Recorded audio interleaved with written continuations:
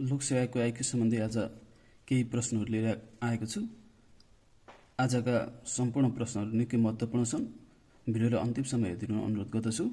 अब हेरौँ आजको पहिलो प्रश्नतर्फ। पहिलो प्रश्न छ 100 वटा प्रश्नहरू भएको एउटा परीक्षामा प्रश्नको सही जवाफ लेखेमा 4 अङ्क प्राप्त हुन्छ भने गलत जवाफ लेखेमा 1 अङ्क घटाउने र प्रश्नको जवाफ नदिएमा अङ्क प्राप्त नहुने नियम रहेको छ। यदि रामले सबै प्रश्न हल गर्दा कुल 320 अङ्क प्राप्त गर्यो भने उसले कतिवटा प्रश्नको सही जवाफ दियो?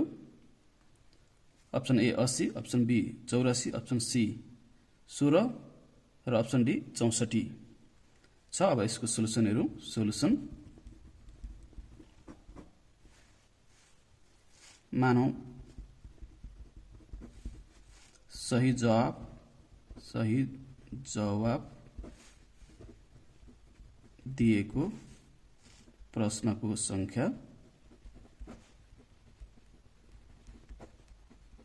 x मानौ।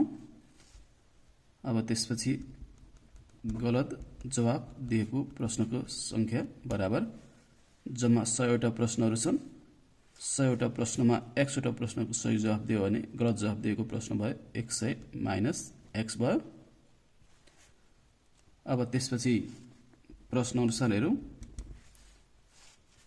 सही जवाब दिँदा 4 अङ्क प्राप्त हुन्छ। त्यसैले गर्दा 4 अङ्क इन्टु x वटा प्रश्नको सही जवाब दिएको छ। त्यसैले x माइनस गलत जवाफमा 1 अङ्क घटाउने भनेको छ। त्यसैले गर्दा -1 गरियो इन्टु गलत जवाब 100 माइनस x वटा प्रश्नहरूको दिएको छ। त्यसैले 100 माइनस x इक्वल टु जम्मा प्राप्त गरेको अङ्क छ 320। त्यसपछि हेरौँ अर्को स्टेपमा 4 इन्टु x बराबर 4x भयो माइनस 1 इन्टु 100 भयो माइनस इन्टु माइनस भयो प्लस 1 इन्टु x बराबर x मात्रै भयो बराबर 320 भयो। अब त्यसपछि अर्को स्टेपमा हेरौँ। 4x प्लस x गर्दा 5x भयो माइनस 100 इक्वल्स 320 भयो और 5x राखौँ अर्को साइडमा लैजाउँ 100 लाई 320 प्लस यो 100 भयो और 5x इक्वल्स 420 भयो और x इक्वल्स 420 डिवाइड 5 420 ले 5 ले भाग गर्दा 84 भयो। यो नै सही उत्तर भयो। 84 अप्सन बी मा छ। त्यसैले गर्दा अप्सन बी राइट एन्सर भयो। यसरी हामीले यस्तो प्रश्नहरूको सही जवाफ निकाल्न सक्छौं। अप्सन बी भयो राइट एन्सर। अब प्रश्न नम्बर 2 मा हेरौँ।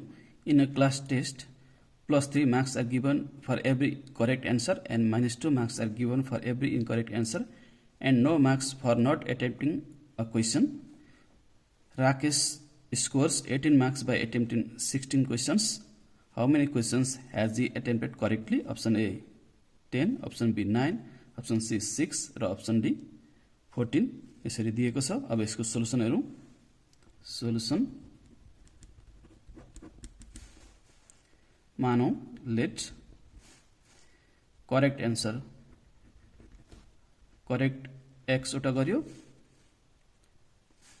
अब त्यसपछि इनकरेक्ट अथवा गलत जवाब जम्मा 16 वटा क्वेशनहरुको जवाफ लेखेको छ। x वटा सही भयो भने 16 माइनस x गलत जवाफ हुन्छ। अब त्यसपछि नाउ प्रश्न अनुसार सही जवाफमा 3 अङ्क प्राप्त हुन्छ भनेको छ। त्यसैले गर्दा 3 इन्टु x माइनस गलत जवाफमा 2 अङ्क घट्छ भनेको छ। त्यसैले गर्दा -2 इन्टु गलत प्रश्नहरू कतिवटा को जवाफ दियो भन्दा 16 माइनस x वटाको गलत जवाफ दियो। त्यसैले 16 माइनस x इक्वल उले जम्मा प्राप्त गरेको अङ्क कति भन्दा 18 मार्क्स प्राप्त गरियो भनेको छ। त्यसैले गर्दा 18 भयो। अब त्यसपछि अर्को स्टेपमा हेरौँ। 3 इन्टु x 3x भयो माइनस 2 इन्टु 16 16 इन्टु 2 32 भयो minus into minus minus multiply गर्दा प्लस भयो 2 र x मल्टिप्लाई गर्दा 2x भयो बराबर 18 भयो। अब त्यसपछि और 3x र 2x जोडियो 5x भयो बराबर यो 32 अर्को साइडमा जाँदा -32 प्लस भयो, त्यसैले गर्दा 32 प्लस 18 लेख्न सक्यो। और 5x इक्वल 32 र 18 जोड्दा 50 भयो। और x इक्वल्स 50 डिवाइड यो 5 यता लाँदा भाग भयो। अब 50 लाई 5 ले भाग गर्दा 10 पटक भाग जान्छ। हाम्रो एन्सर भयो 10।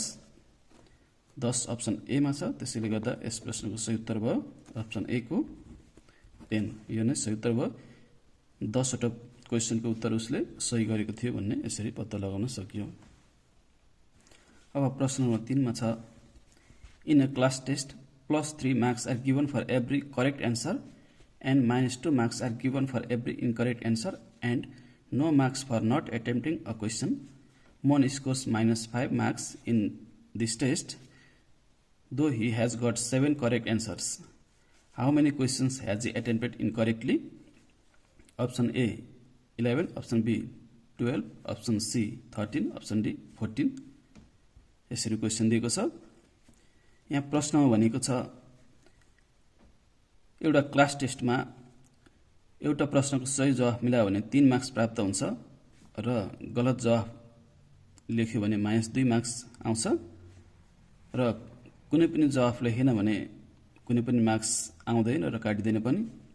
मोहनले 7 वटा प्रश्नहरूको सही जवाफ लेख्दा -5 मार्क्स प्राप्त गर्यो भने उसले जम्मा कतिवटा गलत जवाफ लेख्यो भनेर सोधिएको छ। अब यसको सोलुसन हेरौँ।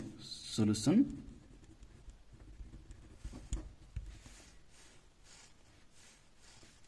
7 वटा करेक्ट एन्सर गरियो भनेको छ, त्यसैले गर्दा marks of correct answers equals 7 वटा करेक्ट एन्सर गरेको छ, त्यसैले 7 इन्टु +3 मार्क्स आउँछ भनेको छ, त्यसैले गर्दा +3 इक्वल्स 21 भयो। त्यसपछि लेट मानौ number of incorrect answers equals x। त्यसपछि marks for incorrect answers equals x वटा क्वेशन थियो, -2 मार्क्स प्राप्त गर्यो भने -2x भयो। त्यसपछि फाइनल स्कोर छ जम्मा -5 मार्क्स प्राप्त गरेछ, फाइनल स्कोर -5 भयो। अब त्यसपछि नाउ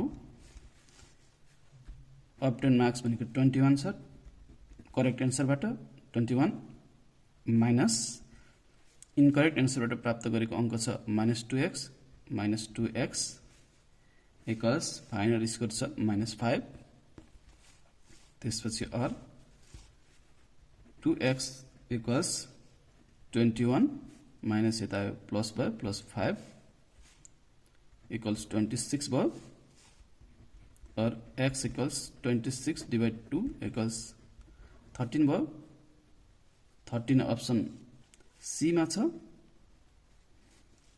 त्यसैले गर्दा यसको सही उत्तर भयो अप्सन सी को 13। यो नै इनकरेक्ट एन्सरहरू 13 वटा क्वेशनहरूको इनकरेक्ट एन्सर गरेको थियो, त्यसैले गर्दा उसले प्राप्त गरेको टोटल मार्क्स भयो -5। फाइनल स्कोर नै -5 भयो। यसरी हामी यस्ता प्रश्नहरूको जवाफ निकाल्न सक्छौं। अब अन्तिममा रहेको प्रश्न नम्बर 4 मा प्रश्न रहेको छ 200 पूर्णाङ्क परीक्षामा 100 वटा प्रश्नहरू रहेका छन्।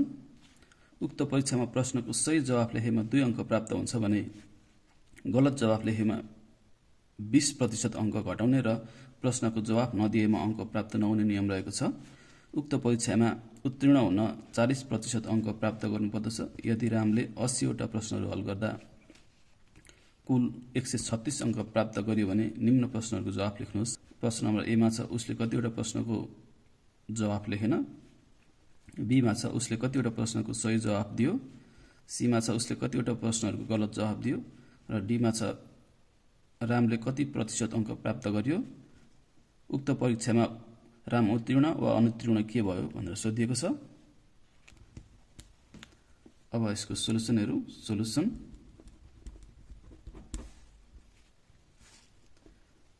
क्वेशन नम्बर 1 को जवाफ लेखौं। उसले कतिवटा प्रश्नको जवाफ लेखेन भनेको छ। जवाफ नलेखेको प्रश्नको संख्या बराबर जम्मा 100 वटा प्रश्न छ, 100 वटा प्रश्न माइनस उसले 80 वटा प्रश्नहरु हल गरियो भनेको छ। त्यसैले 80 वटाको जवाफ लेख्यो। बाँकी रह्यो 20 वटा प्रश्न। उसले 20 वटा प्रश्नहरुको जवाफ लेखेन। अप्सन क्वेशन A को आन्सर भयो 20। अब त्यसपछि B को हेरौं। B मा भनेको छ उसले कतिवटा प्रश्नको सही जवाफ दियो। अब मानौ सही जवाफ दिएको प्रश्नको संख्या हामी यसलाई x मानौ। अब त्यसपछि गलत जवाफ दिएको प्रश्नको संख्या बराबर जम्मा 80 वटा प्रश्न समाधान गरेको छ। x वटा सही भयो भने 80 माइनस x वटा भयो गलत। अब त्यसपछि हेरौं एउटा गलत जवाफमा घट्ने अंक। एउटा प्रश्नको जवाफ गलत भएमा गलत जवाफ लेखेमा 20% अंक घट्छ भनेको छ। एउटा प्रश्नको 2 अंक हुन्छ। त्यसैले गर्दा 2 को 20% अंक घट्छ। 2 को 20% भनेको 2 × 20 डिवाइड 100 बराबर 0.4 अंक भयो। यो भयो गलत जवाफ लेखेमा एउटा प्रश्न बापत 0.4 अंक घट्छ। अब त्यसपछि हेरौं। अब सही जवाफ लेख्दा 2 अंक प्राप्त हुन्छ भनेको छ। त्यसैले गर्दा 2 × x वटा प्रश्नको सही जवाफ दियो भनेको छ। त्यसैले 2 × x माइनस एउटा अंक गलत हुँदा 0.4 एउटा प्रश्न गलत हुँदा 0.4 अंक घट्छ इन्टु जम्मा 80 माइनस x वटा प्रश्न गलत गरेको छ। त्यसैले 80 माइनस x बराबर जम्मा 136 अंक प्राप्त गरेको छ। प्रश्नमा 136 अंक प्राप्त गरेको छ भनेको छ। त्यसैले गर्दा इक्वल्स 136 भयो। अब यसलाई सल्भ गरेर हेरौं।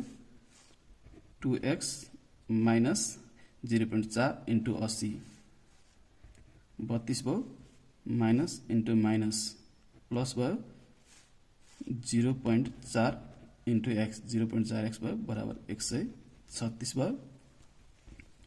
त्यसपछि हेरौं और 2x प्लस 0.4x बराबर 2.4x भयो इक्वल